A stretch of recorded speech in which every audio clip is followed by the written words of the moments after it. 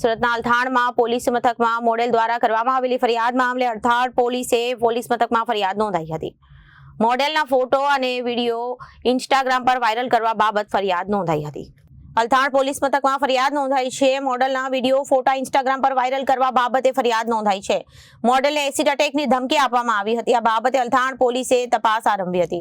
મોડેલના કેસમાં નિવેદન લેવામાં આવશે, તમામ પુરાવા એકત્રિત કરવામાં આવશે। મોડેલ દ્વારા આપવામાં આવેલા વિડીયોની ચકાસણી કરવામાં આવશે। આ અગાઉ પણ મિતેશ જૈન વિરુદ્ધ અલગ અલગ પોલીસ મથકમાં ફરિયાદ નોંધાઈ છે। हाँ, ये मितेश संपत जैन जो जिनसे मेरी मित्रता थी और 2024 में मैंने इनके ऊपर रेप केस किया था, जिसके लिए इनके ऊपर जिनसे ये जेल भी गए थे और जेल से आने के बाद भी इनका लगातार टॉर्चरिंग, परेशान करना आज तक जारी रहा है।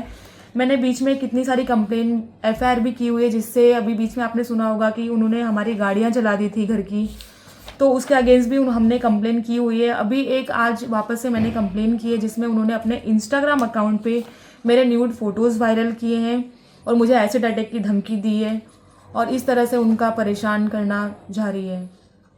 क्या मांगे आपकी? मेरी यही मांग है कि हमें जल्दी से जल्द न्याय दिया जाए। मेरी और मेरी फैमिली हम सब बहुत परेशान हैं। वो मुझे टॉर्चर इतना कर दिया है कि अब अगर न्याय नहीं मिला तो अब मेरे पास सुसाइड करने के अलावा और कोई रास्ता नहीं है। किस तरह से ऑडियो वायरल? हाँ, ऑडियो किस तरह से वायरल हुआ, क्या कुछ? ऑडियो में उन्होंने एक ऑडियो वायरल किया है, जिसमें वो मेरी वॉइस है ही नहीं।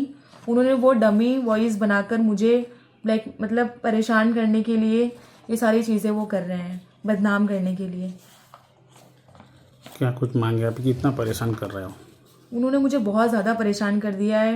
मतलब मैं किस तरह से कितना परेशान हो जाऊँ और मैं खुद से सुसाइड कर लूँ, इस हद तक उन्होंने मुझे परेशान कर दिया है। એમાં મોડલે એક ફરિયાદ કરેલી છે કે એના ઉપર મેં એસિડ અટેક કરવાની ટ્રાય કરું છું અને પ્લસ એના ફોટો વાયરલ કરું છું। મેં એને કોઈ બી એસિડ અટેકની ધમકી આપી નહીં। અગર એની પાસે કોઈ બી એસિડ અટેકની મેં ધમકી આપી હોય, મારી કોલ રેકોર્ડિંગ હોય या મારા કોઈ બી મેસેજ હોય તો એ પોલીસમાં પુરાવા આપે। એની પાસે કોઈ પુરાવા છે નથી। પ્લસ એને એક મૂકેલું છે કે ભાઈ મેં એના ફોટો વાયરલ કરું છું। મેં એના કોઈ બી ફોટો વાયરલ કર્યા નથી। એના ફોટો પહેલાથી ઇન્સ્ટાગ્રામ પર 2020 થી ઢગલા ફોટો એને જે પડાવેલા છે ફોટોગ્રાફરથી, એ લોકોએ મૂકેલા છે ને હજારો લોકોએ એને શેર કરેલા છે ને નોર્મલ વ્યક્તિ માધ્યમથી મેં બી એને નોર્મલી શેર કર્યું છે ને મને જ્યારે લાગ્યું કે આ ખોટું છે એટલે મેં એને પાછું અનસેન્ડ કરી નાખ્યું 1 કલાકમાં। તો એ વિરુદ્ધમાં એને અલથાણ પોલીસ સ્ટેશનમાં મારી FIR નોંધ કરાવી છે। આગળ પણ ફરિયાદ થઈ હતી, કેમ તમારી વિરુદ્ધ વારંવાર ફરિયાદ થાય? આ જૂની અદાવત લઈને મને હેરાન પરેશાન કરવા માટે ખાલી અરજી ને FIR આ બે વસ્તુ, આ ને એની બેન બંને બધા પોલીસ સ્ટેશનમાં જઈને મારા વિરુદ્ધ ખાલી અરજી ને FIR આવે। એમની પાસે કોઈ બી પુરાવો નહીં હોય, ખાલી અરજી FIR આપ્યા જ કરે છે મને ખાલી પરેશાન કરવા। કેટલા દિવસ જેલમાં રહ્યા? મેં 22 દિવસ જેલમાં હતો। હવે કયા પ્રકારની લડાઈ લડશો? જે લીગલી જે પ્રોસેસ હોય એ હિસાબે મેં લડત લડીશ કોર્ટમાં। મારી પાસે જે પુરાવા છે એ પુરાવા આપીશ કોર્ટમાં। અલથાણ પોલીસ સ્ટેશનમાં ગત 20 ફેબ્રુઆરી 2025ના રોજ ભોગ બનનાર જે છે એમણે આવીને રજૂઆત કરેલ કે પોતાના ફોટા જે છે એ આ કામના આરોપી મિતેશ સંપતલાલ જૈન દ્વારા પોતાની ઇન્સ્ટાગ્રામની ચેનલ પર અપલોડ કરેલા હોય તે બાબતનું સ્ક્રીન રેકોર્ડિંગ રજૂ કરતા કાયદાકીય રીતે IT એક્ટની કલમ 66 તથા 67 અને 67 એ મુજબ આરોપી વિરુદ્ધ ગુનો દાખલ કરેલ છે। અગાઉ પણ કઈ રીતની ફરિયાદ?